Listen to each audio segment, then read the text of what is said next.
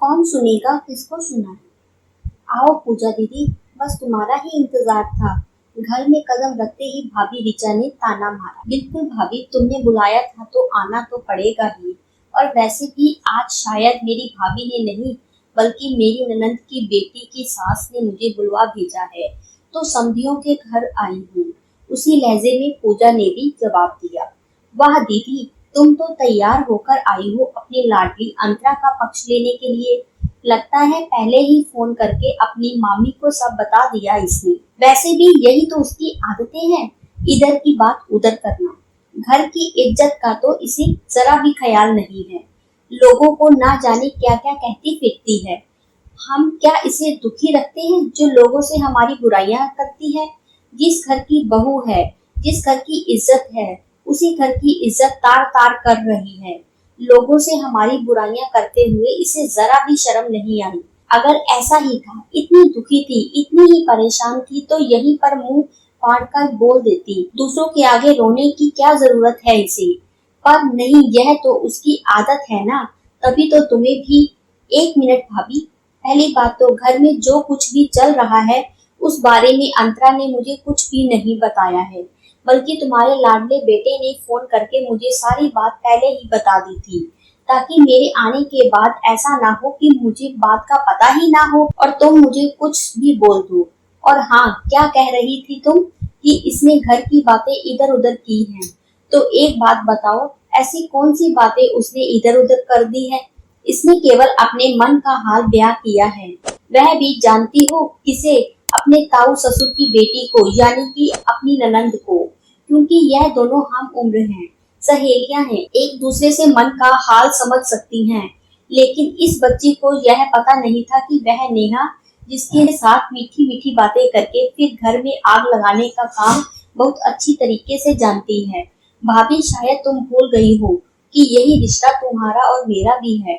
और जब ताई जी तुम पर जुल्म करती थी, तुम्हें परेशान करती थी, नीचा दिखाती थी, बेइज्जत करती थी, तब तुम भी अपने दिल की बात मुझसे ही करती थी। तो क्या तुम्हें भी बातें इधर उधर करने की आदत है। दीदी, आपकी और मेरी बात अलग थी। अम्मा जी ने कुछ कम नहीं किया था मेरे साथ। तुम्हारी और मेरी बात क्यों अलग है। भाभी, तुम और मैं भी तो ननंद भाभी है ना।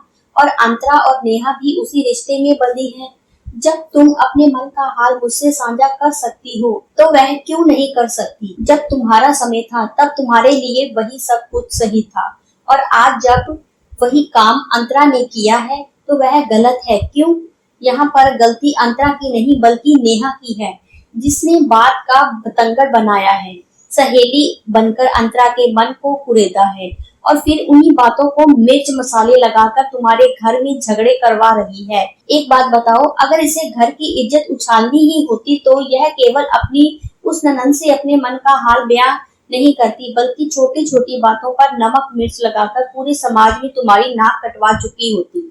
लेकिन उसने ऐसा नहीं किया है। यहाँ तक कि इसने तो कभी मुझे भी कुछ नहीं कहा, जबकि मैं उसकी सगी मामी हूँ। अपनी माँ से ज्यादा मुझे मान देती है। लेकिन फिर भी पिछले 5 साल से इसने हमेशा मुझे यही कहा है कि वो खुश है। हालांकि कहीं ना कहीं मैं जानती थी कि उसके मन में बहुत कुछ चल रहा है, लेकिन वह बर्दाश्त कर रही है। और सच कहूँ ना भाभी, तो मुझे तुमसे ये उम्मीद नहीं थी। मुझे तो लगा था कि तुम मुक्त भोगी हो, ताई जी के हाथों तुम सताई गई हो, इसीलिए तुम अपनी बहू के साथ कभी गलत नहीं करोगी। लेकिन अफसोस के तुम भी ताई जी के नक्शे कदम पर चल रही हो। वाह दीदी, आप भी उसका ही पक्ष ले रही हैं। आपको भी मैं ही गलत लग रही हूँ। चलो ठीक है, इसकी गलती नहीं है, नेहा की गलती है जो उसने बात का बतंगड़ बनाया। लेकिन अगर ऐसी कोई परेशानी थी तो आपसे कहती, मुझसे कहती। वाह भाभी, क्या बात कही है तुमने। तुम ताई जी के नक्शे कदम पर चलते हुए अपनी बहू को हर तरीके से परेशान कर रही हो, और वह तुमसे ही तुम्हारी शिकायत करेगी। थोड़ा तो दिमाग लगाओ भाभी। जैसे नीलम तुम्हारी बेटी है, वैसे यह भी तुम्हारी ही बेटी है।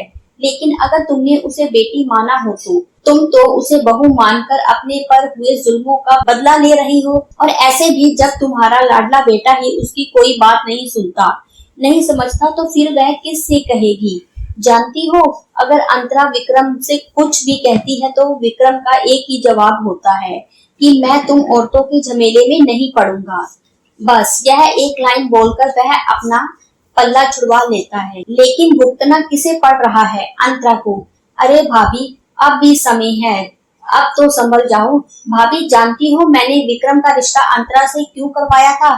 क्योंकि मुझे भरोसा था कि तुम कभी मेरा भरोसा नहीं तोड़ोगी, अंतरा को हर खुशी दोगी। लेकिन अफसोस कि तुम भी हमारे समाज में मौजूद 80% सासों का ही हिस्सा हो, जो अपनी बहू को बहू नहीं केवल एक काम करने की मशीन समझती है, जो हमेशा घर का काम करती रहे, बच्चे पैदा करे, घर संभाले, ताने सुने, लेकिन अपने मुंह से उफ तक ना करे। लेकिन नहीं भाभी, यह आज की लड़कियां हैं। अगर यह अपने पर आ जाए तो ईंट का जवाब पत्थर से देना जानती हैं। अगर एक चुप है तो इसका मतलब यह अपने संस्कारों में बंधी हुई है। इसका नाजायज फायदा मत उठाओ।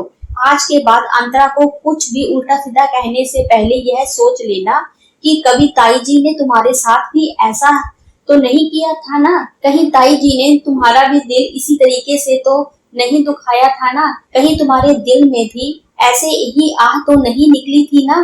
दीदी बस भी करो, अब और नहीं सुन सकती। सही कह रही हो आप। मैं भी अम्मा जी के नक्शे कदम पर चलकर उन्हीं के जैसे बनने की कोशिश कर रही थी, लेकिन भूल गई थी कि अम्मा जी ने जो मेरे साथ किया था उसके चलते मैं उन्हें कभी दिल से इज्जत नहीं दे पाई थी। मेरे दिल का हाल क्या था यह मैं ही जानती थी, और जब मन भर जाता था ना तो तुमसे दिल खोलकर बातें करती थी। आज अंतरा ने भी वही तो किया है मुझसे परेशान आकर। उसने अपने मन का हाल बयां किया है और मैं इस बात को परिवार की इज्जत मान सम्मान से जोड़ बैठी। गलती हो गई मुझसे दीदी, जो मैंने एक तो अंतरा को परेशान किया और उसके साथ साथ आपको भी भला बुरा कहा। भूल गई थी कि मेरे बुरे समय में मेरे साथ हमेशा आप खड़ी थी। मुझे माफ कर दो दीदी, मैं वादा करती हूँ कि आगे से ऐसा कभी नहीं होगा। मैं अंतरा को हमेशा हमेशा के लिए अपने दिल में जगह दूंगी, ताकि जिस तरह मेरे मन में अम्मा जी को लेकर कड़वी यादें हैं, उसके मन में ऐसा कभी ना हो। दीदी हाथ जोड़कर तुम्हारा धन्यवाद करती हूँ, तुमने मेरी आंखें खोल दी। अब आंसू मत बहाओ भाभी, जो हो गया सो हो गया। देखो यहाँ तुम रो रही हो और वहाँ तुम्हारी अंतरा, उससे भी देखा नहीं जा रहा कि तुम यूं आंसू बहाओ। जाओ भाभी, जाकर उसे गले लगा लो, ताकि इन आंसुओं में दिलों का मेल भी धुल जाए और एक नए रिश्ते की नई शुरुआत हो। ऋचा जी ने भी जाकर अपनी बहू अंतरा को गले लगाया। आंसुओं की धारा दोनों तरफ से बह रही थी। दोनों सास बहू को इस तरह देखकर पूजा की आंखें भर आई और चुपचाप वहां से रवाना होने लगी। तभी ऋचा जी की आवाज आई, पूजा दीदी, मेरे घर की खुशियां तो लौटा दी, परिवार में मिठास खोल दी। क्या इतना भी हक नहीं दोगी कि तुम्हें मिठाई खिलाकर मुंह मीठा करवा सकूं, जो ऐसे ही चुपचाप चल दी? भाभी, मिठाई फिर कभी खा लूंगी, फिलहाल आप दोनों एक साथ हैं, आपस में खुश हैं, गलतफहमियां मिट चुकी हैं। यही मेरे लिए लड्डू है, यही मेरे लिए मिठाई है। इतना कहकर पूजा जी अपने घर के लिए रवाना हो गई। उम्मीद करती हूँ ये स्टोरी आपको पसंद आई होगी। हमें अपनी राय ज़रूर बताएं। कहानी पसंद आई हो तो चैनल को लाइक, कमेंट्स और शेयर ज़रूर करें। चैनल पर आप नए हैं तो चैनल को सब्सक्राइब ज़रूर करें। धन्यवाद।